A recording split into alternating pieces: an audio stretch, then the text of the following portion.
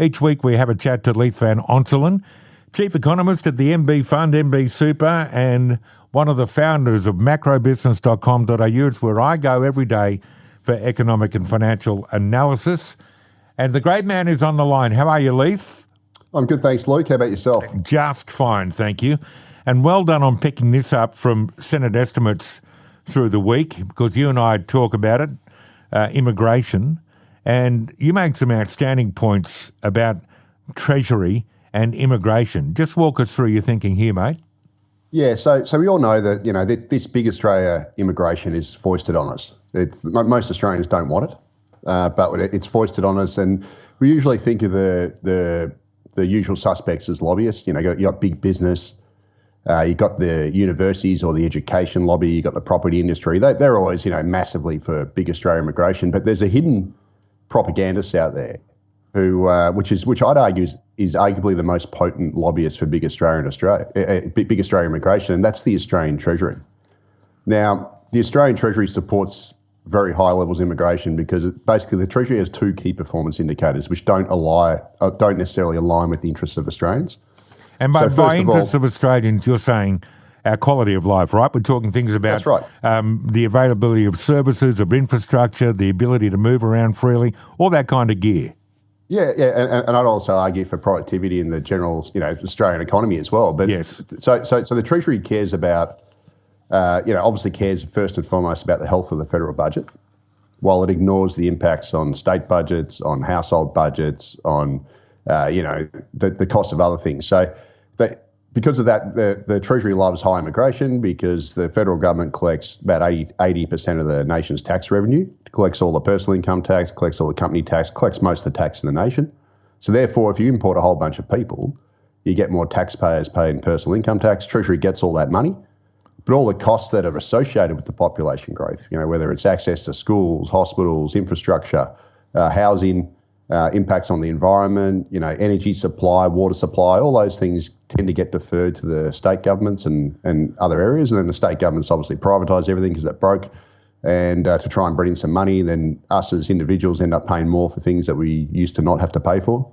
Classic example in Sydney, you drive around Sydney now, you get slogged by Transurban everywhere you go. Well, you've had that because Sydney's population has grown by 1.5 million people this century, and you have to build a whole bunch of toll roads to accommodate them, and then you get slugged.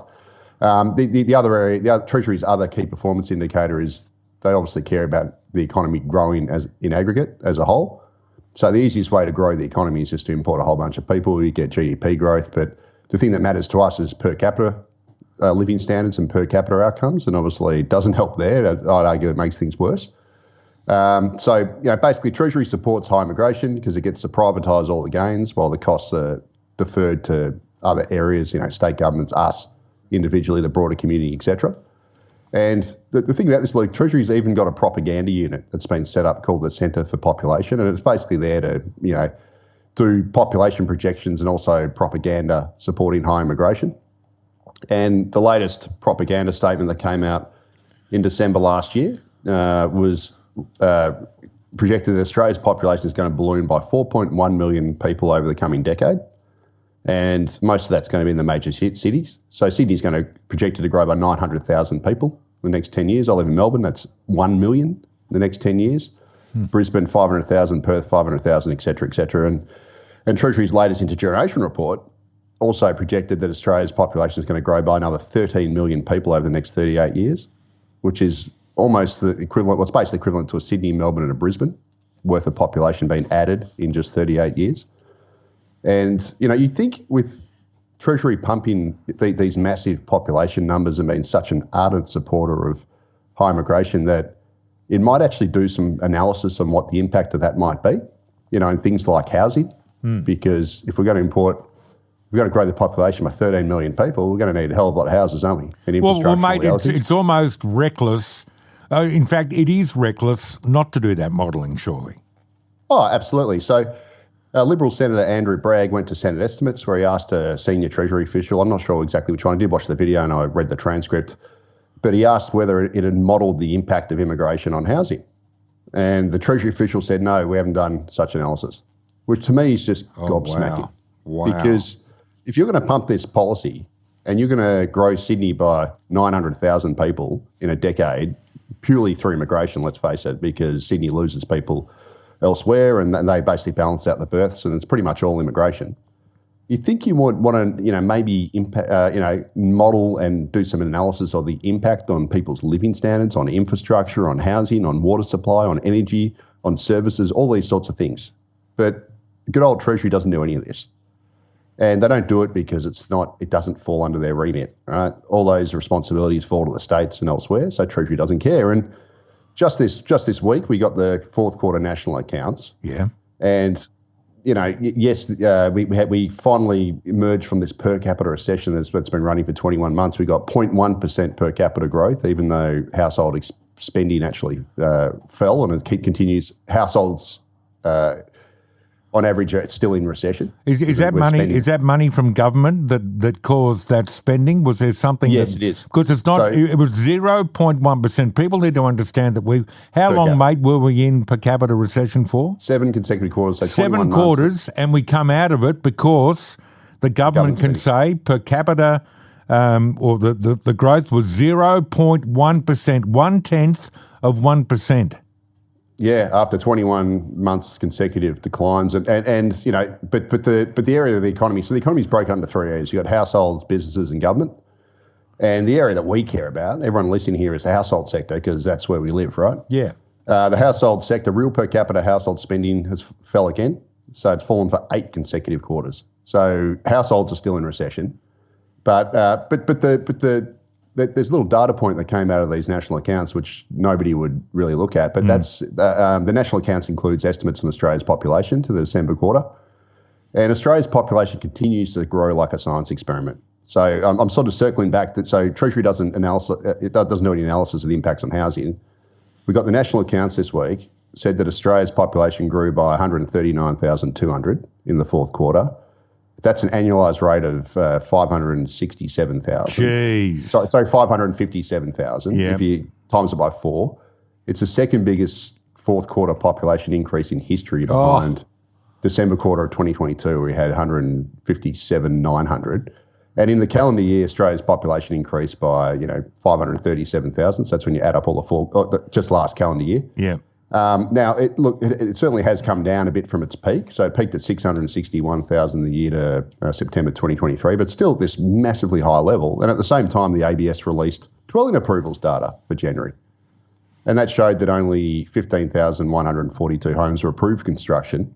And that's nearly 25% below the Albo's housing target, which requires 20,000 homes to be built monthly for 5 consecutive years. And in the 12th month of January, Luke, we got 175,000 homes approved, and that's around 27% or 65,000 below the government's target, which requires 240,000 homes to be built. So I guess my point here is Treasury, promotes this big Australia. It just keeps pumping the population. It doesn't do any analysis on what the impact of this is going to be on infrastructure, housing, water supplies, energy, all these areas that we care about, the environment, etc. It has the government's ear. It does the federal budgets, etc. It plugs high population growth into its numbers, into its projections. More population, yippee, it's better for the federal budget, but there's no analysis of the downsides. And meanwhile, we've got the population growing like a science experiment still. We've got the housing supply, the supply side of the housing market still stuffed.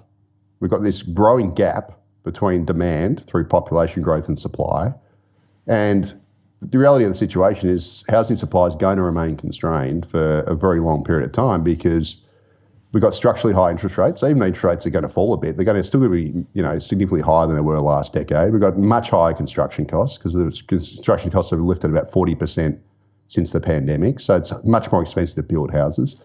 We've seen record amounts of construction companies go bankrupt. So there's less builders to build houses. And then we've got builders suffering labour shortages because they've got to compete with government infrastructure projects for workers. So we've got this structurally, bottlenecked housing supply situation while the federal government, supported by the Treasury, which keeps, basically, whispering its ear to do it because it's good for the budget, keeps pumping the numbers through immigration. And the result is that we've got this massive housing shortage, an ongoing rental crisis, and it's not going to resolve itself unless the government cuts immigration to compensate for the decline in construction. Because, this is an absolute policy failure, complete stuff up.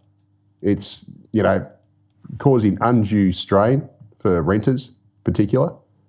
And it's not going to change if we keep running this super high immigration program and Treasury keeps, pumping it without doing any analysis of the downside. And it's just unbelievable. It just boggles my mind that a institution like the Treasury doesn't do modelling on the impact of the immigration that it continually supports and pumps. Yeah, it's ridiculous. It is. Outstanding. Thank you, Leith. Yeah, no worries, Luke. Speak Good next to time. chat. Yeah, look forward to it. macrobusiness.com.au. Brilliant. Such outstanding feedback on Leith's contribution again. To think the Treasury didn't model that. And, it's almost like, look at the way that we deal with population. It's like a soup, right? A soup in which you throw a skunk, a couple of litres of untreated sewage, and a bucket of prawns that's been in the sun in Alice Springs for a couple of months. That's where we find ourselves. It's great to hear from Leith and get that analysis. I love it. But boy, we uncover some soup, don't we?